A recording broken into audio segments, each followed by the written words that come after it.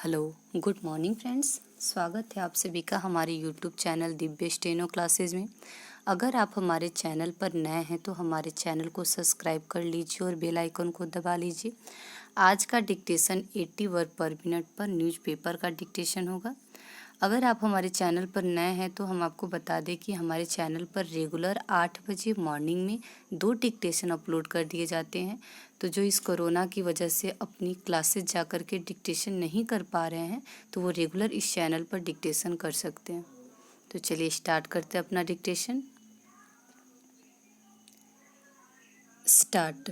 अंतर्राष्ट्रीय सलाहकार firm McKenzie के एक हालिया अध्ययन के अनुसार कोविड महामारी के कारण यूरोपीय संघ के करीब करीब 50% छोटे उद्यम 1 साल के भीतर दम तोड़ देंगे। अपने देश के हालात भी इससे बहुत अलग नहीं है और छोटे उद्योग के कई बड़े फायदों की सौगात देते हैं, जैसे वही सबसे ज़्यादा रोजगार सृजन करते हैं। ऐसे में उन्हें बचाना आवश्यक है। इसके लिए उनके समक्ष पैदा संकट के कारणों की पड़ताल कर उपाय तलाशने होंगे। उनकी मुश्किलों की एक बड़ी वजह ऊंची लागत का होना है। लागत ऊंची होने के मुख्य रूप से 4 कारण हैं। इनमें पहला कारण सूचना की उपलब्धता का है। जैसे कानपुर के उद्यमी को हैदराबाद के बाजार में माल बेचना हो तो उसका आवाजाही का खर्च तो बड़े उद्यमी के बराबर आता है, लेकिन उसकी बिक्री उतनी अधिक नहीं हो पाती।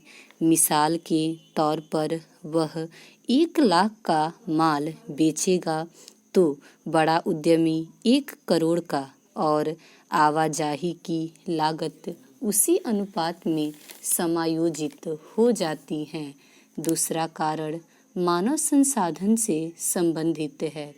बड़े उद्योगों में मार्केटिंग, फाइनेंस, अकाउंटिंग इत्यादि के लिए अलग अलग और दक्ष लोग होते हैं।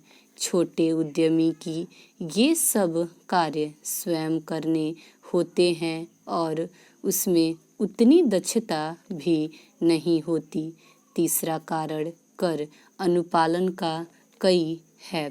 कई अध्ययनों के अनुसार जीएसटी के नियमों के अनुपालन का अतिरिक्त बोझ छोटे उद्यमियों पर ज़्यादा आता है, क्योंकि बड़े उद्यमी पहले ही चार्टर्ड अकाउंटेंट से लेस रहते हैं, जिनके जरिए वे अनुपालन आसानी से करा लेते हैं। चौथा कारण डिजिटल तकनीकों के आगमन का है, जो वर्तमान युग में विशेष महत्व रखती हैं। आर्टिफिशियल इंटेलिजेंस यानी एआई जैसे तकनीक के माध्यम से बड़े उद्यमियों की उत्पादन लागत कम होती जा रही है। साथ ही वे संपूर्ण विश्व में अपने उत्पाद भी आसानी से बेच लेते हैं। इंटरनेशनल ट्रेड सेंटर के अनुसार 207 में 217 में विश्व की 10 बड़ी इंटरनेट कंपनियां का बाजार मूल्य $3.3 ट्रिलियन था, जबकि उस वर्ष भारत की कुल जीडीपी करीब $2.7 ट्रिलियन के आसपास थी। इन कंपनियों द्वारा अपने चहेते उत्पादकों को सहारा दिया जाता है।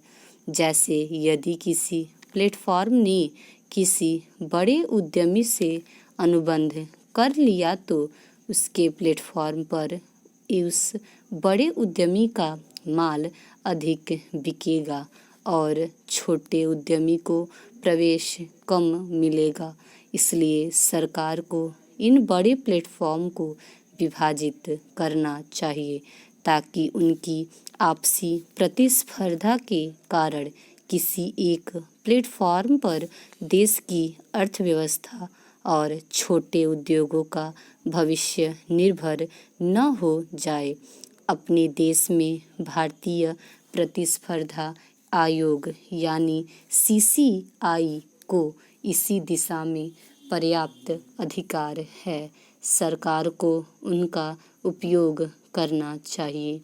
यूरोपीय संघ के छोटे उद्योगों को वैश्विक बाजार में समर्थन देने की गाइड बुक में सुझाव दिया गया है कि यदि ट्रेनिंग, रिसर्च, सूचना उपलब्ध कराना और उनके क्लस्टर बनाने जैसे कार्य छोटे उद्योगों के संगठनों के माध्यम से किए जाएं तो उससे सफलता मिलेगी। छोटे औद्योगिक संगठनों का अपने सदस्यों से गहरा संबंध रहता है और उन्हें पूरी जानकारी रहती है कि उनके सदस्यों को किस प्रकार ट्रेनिंग चाहिए। वही ट्रेनिंग यदि सरकारी अधिकारी निर्धारित करते हैं तो वह अक्सर सही नहीं बैठती। औद्योगिक संगठनों को समझ रहती है कि उनके सदस्यों के लिए किस देश में कैसे उत्पाद बेचने की संभावना अधिक है और उसके लिए किन सूचनाओं की ज़रूरत है। क्लस्टर बनाने में भी औद्योगिक संगठनों की समझ अच्छी होती है, पर क्लस्टर यदि बनारसी साड़ी बनाने वालों के संगठनों द्वारा स्थापित किया जाए तो सफल होगा।